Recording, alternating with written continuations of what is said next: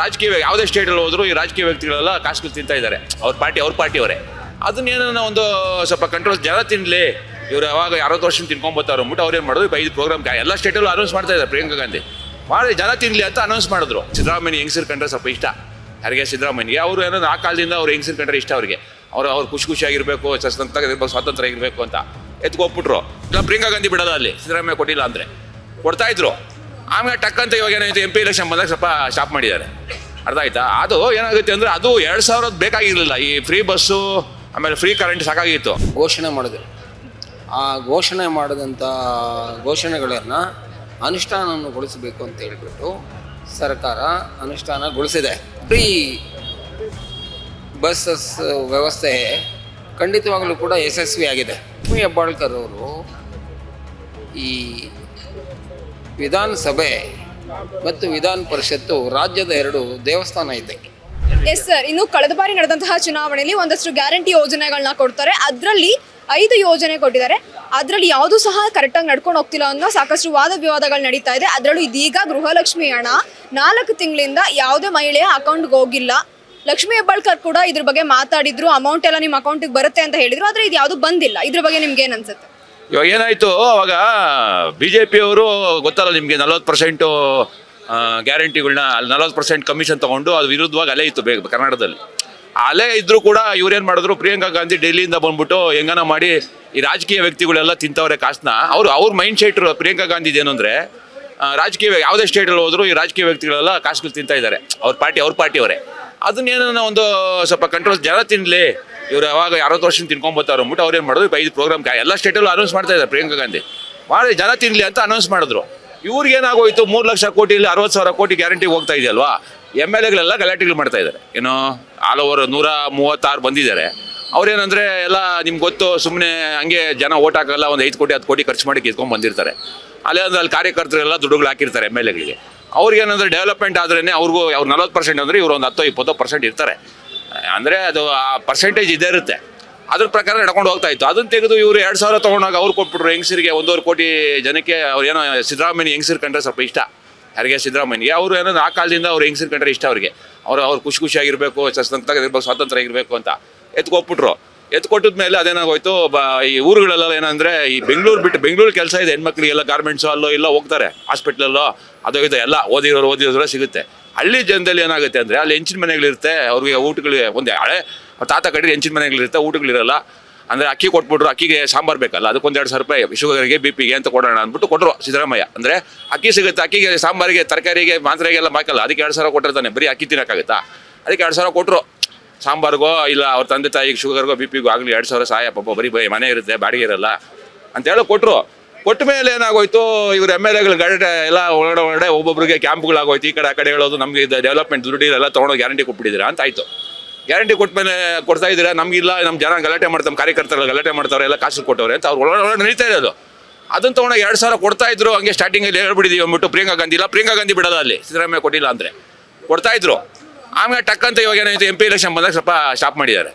ಅರ್ಥ ಆಯ್ತಾ? ಅದು ಏನಾಗುತ್ತೆ ಅಂದರೆ ಅದು 2000 ಬೇಕಾಗಿರಲಿಲ್ಲ. ಈ ಫ್ರೀ ಬಸ್ಸು ಆಮೇಲೆ ಫ್ರೀ ಕರೆಂಟ್ ಸಾಕಾಗಿತ್ತು. ಪ್ಲಸ್ ಏನಾಗಿತ್ತು ಅಂದರೆ 21 ಒಳಗಡೆ ಹುಡುಗರಿಗೆ ಫ್ರೀ ಬಸ್ಸು, 21 ಒಳಗಡೆ ಅದು ಕೆಲಸ ಮಾಡದಿರಲಿ ಅವ್ರಿಗೇನೋ ಫ್ರೀಯಾಗಿ ಬಸ್ಸು ಇಲ್ಲ 65 ಮೇಲೆ ಸೀನಿಯರ್ ಸಿಟಿಸನ್ಸ್ ಏನೋ ಬಸ್ ಕೊಟ್ಬಿಟ್ಟು 2,000 ತೆಗೆಯೋದು ಒಳ್ಳೇದು. 2,000 ಕೊಡೋದನ್ನ ತೆಗೆಯೋದು ಒಳ್ಳೇದು. ಯಾಕಂದರೆ ಕೆಲಸ ಬೇಕಾದವ್ರು ಬೆಂಗಳೂರಲ್ಲಿ ಬೇಜಾನ್ ಕೆಲಸ ಇದೆ ಇವಾಗ.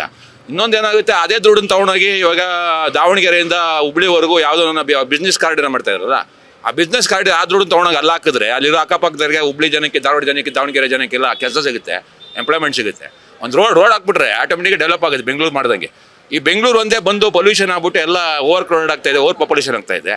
ಸ್ವಲ್ಪ ಶಿಫ್ಟ್ ಮಾಡಬೇಕು ಈ ದುಡ್ಡನ್ನು ತೆಗೆದು 2,000 ಕೋಟಿ ಅದನ್ನ ಏನು ಉಳಿತು ಅದನ್ನು ರೋಡ್ಗೆ ಹಾಕ್ಬಿಟ್ಟು ಅದು ಸ್ವಲ್ಪ ಡೆವಲಪ್ಮೆಂಟ್ ಯಾರನ್ನ ಇನ್ವೆಸ್ಟ್ಮೆಂಟ್ ತಂದು ಯಾವುದನ್ನ AI ಬಂದಿದೆ ಆ ಥರ ಯಾವುದೊಂದು ಇನ್ವೆಸ್ಟ್ಮೆಂಟ್ ತರಬೇಕು. ಎಲೆಕ್ಟ್ರಾನಿಕ್ಸೋ ಇಲ್ಲ ಎನರ್ಜಿನೋ ಇಲ್ಲ ಕಾರು ಆಟೋಮೊಬೈಲ್ ಯಾವುದೋ ಒಂದು ಸೆಕ್ಟರ್ ಆ ರೋಡ್ ಬಿಟ್ಬಿಟ್ರೆ ದಾವಣಗೆರೆಯಿಂದ ರೋಡು ಬಿಸ್ನೆಸ್ ಕಾರಿಡಾರ್ ಮಾಡಿದ್ರೆ ಈ ದುಡ್ಡನ್ನು ತೆಗೆದು 2,000 ಹೆಂಗಸರಿಗೂ ಕೆಲಸ ಸಿಗುತ್ತೆ, ಗಂಡಸರು ಕೆಲಸ ಸಿಗುತ್ತೆ, ಹುಬ್ಳಿ ಧಾರವಾಡದವರಿಗೆ ಕೆಲಸ ಸಿಗುತ್ತೆ, ಅವ್ರು ಸ್ವಾಭಿಮಾನದಿಂದ ಬದುಕ್ಬೋದು. ನಮಸ್ತೆ ಸರ್, ನಿಮ್ಮ ಹೆಸರು?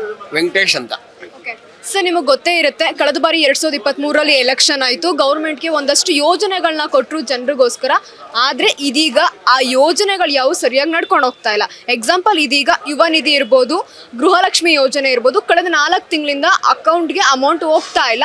ಇನ್ನು ಲಕ್ಷ್ಮೀ ಹೆಬ್ಬಾಳ್ಕರ್ ಅವರು ಕೂಡ ಈ ಹಿಂದೆ ಹೇಳಿದ್ರು, ಒಂದೇ ಬಾರಿ 2 ತಿಂಗಳು ಹಣ 3 ತಿಂಗಳು ಹಣ ನಿಮ್ಮ ಅಕೌಂಟಿಗೆ ಬರುತ್ತೆ ಅಂತ. ಇದು ಸಹ ಯಾವುದೇ ಅಕೌಂಟ್ಗೆ ಹೋಗಿಲ್ಲ. ಇದ್ರ ಬಗ್ಗೆ ಏನನ್ಸುತ್ತೆ? ಈ ಪಂಚ ಯೋಜನೆಗಳು ಸರ್ಕಾರ ಬರೋದಕ್ಕೋಸ್ಕರ, ಪಕ್ಷ ರಾಜಕಾರಣಕ್ಕೋಸ್ಕರ, ಪ್ರಜಾಪ್ರಭುತ್ವ ವ್ಯವಸ್ಥೆಯಲ್ಲಿ ಜನರಿಗೆ ಒಂದು ನಂಬಿಕೆ ಬರೋ ರೀತಿಯಲ್ಲಿ ಮತ ಗಳಿಸೋ ಉದ್ದೇಶದಿಂದ ಇವರು ಚುನಾವಣೆ ಸಂದರ್ಭದಲ್ಲಿ ಘೋಷಣೆ ಮಾಡಿದರು. ಆ ಘೋಷಣೆ ಮಾಡಿದಂಥ ಘೋಷಣೆಗಳನ್ನು ಅನುಷ್ಠಾನಗೊಳಿಸಬೇಕು ಅಂತ ಹೇಳ್ಬಿಟ್ಟು ಸರ್ಕಾರ ಅನುಷ್ಠಾನಗೊಳಿಸಿದೆ.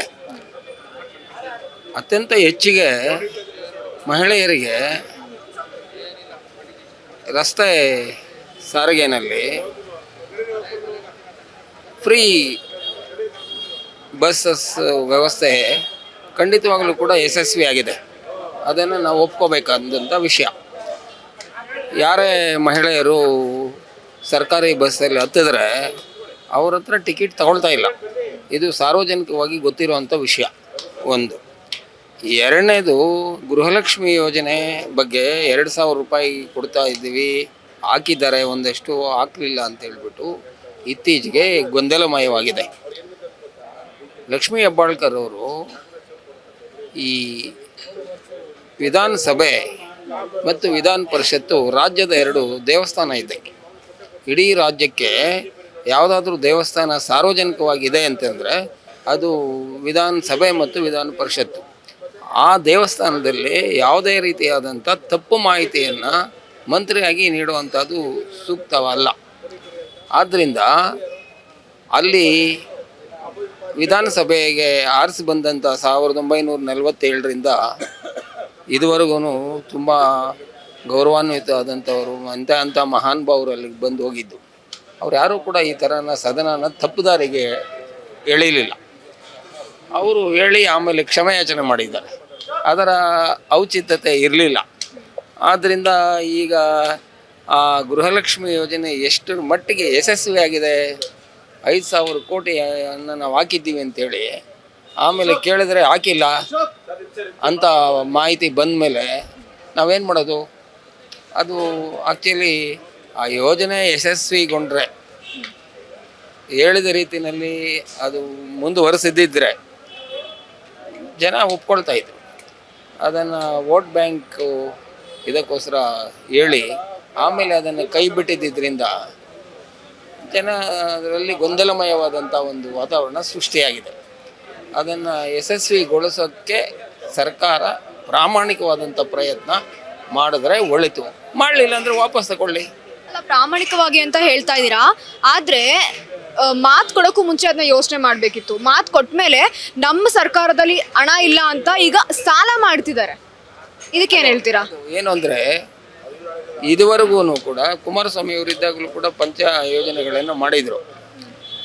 ಇವರು ಕೂಡ ಮಾಡಿದರು. ಸರ್ಕಾರದಲ್ಲಿ ಹಣ ಇದೆಯಾ ಇಲ್ಲ ಅನ್ನೋದು ಅವ್ರಿಗೆ ಗಮನದಲ್ಲಿ ಇರಲಿಲ್ಲ. ಏನೇ ಆದರೂ ನಾವು ಮುಂದುವರಿಸ್ತೀವಿ, ಸರ್ಕಾರದಲ್ಲಿ ಹಣ ಇಲ್ಲ ಅನ್ನೋದಕ್ಕಿಂತ ಕಳೆದ ಬಾರಿ ಸಿದ್ದರಾಮಯ್ಯ ಅವರು ಸರ್ಕಾರ ಮಾಡಿದಾಗೂ ಸಹ ಒಂದಷ್ಟು ಸಾಲನ ಸರ್ಕಾರದ ಮೇಲೆ ಒರೆಸಿ ಹೋಗಿದ್ರು. ಈ ಬಾರಿನೂ ಅದನ್ನೇ ಮಾಡಿದ್ದಾರೆ. ಹೌದೌದು. ಈಗ ಈ ಸರ್ಕಾರ ನಡೆಸಬೇಕಾದ್ರೆ ಎಲ್ಲ ಸರ್ಕಾರಗಳು ಕೂಡ ಸಾಲನ ಮಾಡಿದೆ. ಇವರು ಸ್ವಲ್ಪ ಜಾಸ್ತಿ ಮಾಡಿದೆ, ಆಯಿತಾ? ಯಾವ ಪುರುಷಾರ್ಥಕ್ಕಾಗಿ ಏನು ಅಭಿವೃದ್ಧಿಗೋಸ್ಕರ ಸಾಲ ಮಾಡಿದ್ದೀವಿ, ಅದನ್ನು ಏನಕ್ಕೆ ಇದು ಮಾಡಿದ್ದೀರಿ ಅಂತ ಹೇಳ್ಬಿಟ್ಟು ಹೇಳೋಕ್ಕೆ ಅವ್ರ ಕೈಯಲ್ಲಿ ಆಗ್ತಾ ಇರಲಿಲ್ಲ. ಸಾಲ ಹಿಂದೇನೂ ಮಾಡಿದ್ರಿ, ನಾವು ಈಗಲೂ ಸ್ವಲ್ಪ ಜಾಸ್ತಿ ಮಾಡಿದ್ದೀವಿ ಅಂತ ಹೇಳ್ತಾರೆ ಹೊರತು ಬೇರೆ ಇದನ್ನು ಏನು ಹೇಳ್ತಾ ಇಲ್ಲ. ಆದ್ದರಿಂದ ಶಿಕ್ಷಣ ಉಚಿತವಾಗಿ ಕೊಟ್ಟರೆ ಎಲ್ಲರೂ ಕೂಡ ಶಿಕ್ಷಣ ಪಡೆದು ಒಂದು ಸಮಾಜ ಕಟ್ಟುವಂಥ ಕೆಲಸ ಆಗುತ್ತೆ. ಈ ಗೃಹಲಕ್ಷ್ಮಿ ಯೋಜನೆ ಹಣ ಕೊಟ್ಟಾದಮೇಲೆ ಆರ್ಥಿಕ ಸಬಲತೆ ಬರುತ್ತೆ, ಸಮಾಜದಲ್ಲಿ ಒಂದು ಬಡಬಗ್ಗರಿಗೆ ಅನುಕೂಲ ಆಗುತ್ತೆ ಅಂತೇಳಿ ಹೇಳಿದ್ದಾರೆ. ಅದು ಎಷ್ಟರ ಮಟ್ಟಿಗೆ ಯಶಸ್ವಿಯಾಗಿದೆ ಅಂತ ಎಲ್ರಿಗೂ ಗೊತ್ತಿದೆ. ಪ್ರತಿಯೊಬ್ಬರೂ ಕೂಡ ಸಾಮಾಜಿಕವಾದಂಥ ಒಂದು ಅಭಿಪ್ರಾಯ ಏನು ಅಂತಂದ್ರೆ ಅದರ ಅವಶ್ಯಕತೆ ಇರಲಿಲ್ಲ ಅಂತ. ಎಲ್ಲ ಪತ್ರಿಕೆನವರು ಅದನ್ನು ಹೇಳ್ತಾರೆ, ಟಿ ವಿನವರು ಅದನ್ನು ಹೇಳ್ತಾರೆ, ಎಲ್ಲರೂ ಅದನ್ನು ಹೇಳ್ತಾರೆ. ಅದನ್ನು ನೋಡಿ ಮಾಡಬೇಕು. ಮುಂದೆ ಬರುವಂಥ ಸರ್ಕಾರ ಇನ್ನು 2.5 ವರ್ಷ ಅಲ್ಲ ಹೌದು. ಅದನ್ನು ಈಗ ಪ್ರಜಾಪ್ರಭುತ್ವ ವ್ಯವಸ್ಥೆನಲ್ಲಿ ಚುನಾವಣೆ ನಮ್ಮ ಸರ್ಕಾರ ಬರುತ್ತೆ ಅಂತ ಹೇಳ್ತಾರೆ. ಹಿಂದೇನು BJPನವ್ರು ನಾವೇ ಬರ್ತೀವಿ ಅಂತ ಹೇಳ್ತಾ ಇದ್ರು, ದಳದವರು ನಾವು ಜಾಸ್ತಿ ಬರ್ತೀವಿ ಅಂತ ಹೇಳ್ತಾ ಇದ್ರು. ಇವರು ಬಂದರು, ಆಯಿತಾ, ಒಂದು ಬದಲಾವಣೆ ಬೇಕು ಅಂತ ಕರ್ನಾಟಕದಲ್ಲಿ ಬಯಸಿದ್ರು. ಆ ಬದಲಾವಣೆ ರೀತಿ ಸರ್ಕಾರ ಮುಂದುವರಿತಾ ಇಲ್ಲ. ಅದನ್ನು ಸರ್ಕಾರ ಪ್ರಜಾಪ್ರಭುತ್ವ ವ್ಯವಸ್ಥೆಯಲ್ಲಿ ಜವಾಬ್ದಾರಿಯುತವಾಗಿ ನಡ್ಕೊಳ್ಬೇಕು. ಜವಾಬ್ದಾರಿಯುತವಾದಂಥ ಪ್ರತಿನಿಧಿಗಳನ್ನು ಆಯ್ಕೆ ಮಾಡಬೇಕು. ಆವಾಗ ಈ ಸಮಾಜದಲ್ಲಿ ಸರ್ಕಾರ ಸುಭದ್ರವಾದಂಥ ಸರ್ಕಾರ ಇದ್ದರೂ ಕೂಡ ಒಂದು ಸುಭದ್ರತೆ ವ್ಯವಸ್ಥೆ ಸಮಾಜಕ್ಕಿಲ್ಲ. ಎಲ್ಲಿ ನೋಡ್ತಾ ಇದ್ದೀವಲ್ಲ, ಅಶಾಂತಿ, ಬಲಾಢ್ರೆ ಆಗ್ತಾ ಇದ್ದಾರೆ. ಕಾನೂನು ಸುವ್ಯವಸ್ಥೆಯನ್ನು ಕಾಪಾಡಿಕೊಳ್ಳೋದ್ರಲ್ಲಿ ತುಂಬ ಎಡವಿದ್ದೀವಿ. ಈ ವ್ಯವಸ್ಥೆಯನ್ನೆಲ್ಲ ಸರಿ ಹೋಗ್ಬೇಕಾದ್ರೆ ಚುನಾವಣೆಯಲ್ಲಿ ಮತ ಚಲಾವಣೆ ಎಂಥ ಪ್ರತಿನಿಧಿಗೆ ಸಮಾಜ ಕಟ್ಟುವಂಥವನ್ನ, ಸಮಾಜಕ್ಕೆ ಒಳ್ಳೆಯದನ್ನು ಅಭಿವೃದ್ಧಿ ಮಾಡುವಂಥವನ್ನ ಆಯ್ಕೆ ಮಾಡಿದ್ರೆ ಈ ಯಾವ ಸಮಸ್ಯೆಗಳು ಕೂಡ ಬರೋದಿಲ್ಲ. ಆ ನಿಟ್ಟಿನಲ್ಲಿ ನಡೀಲಿ ಅಂತೇಳಿ ನಾನು ಆಸೆ. Thank you so much.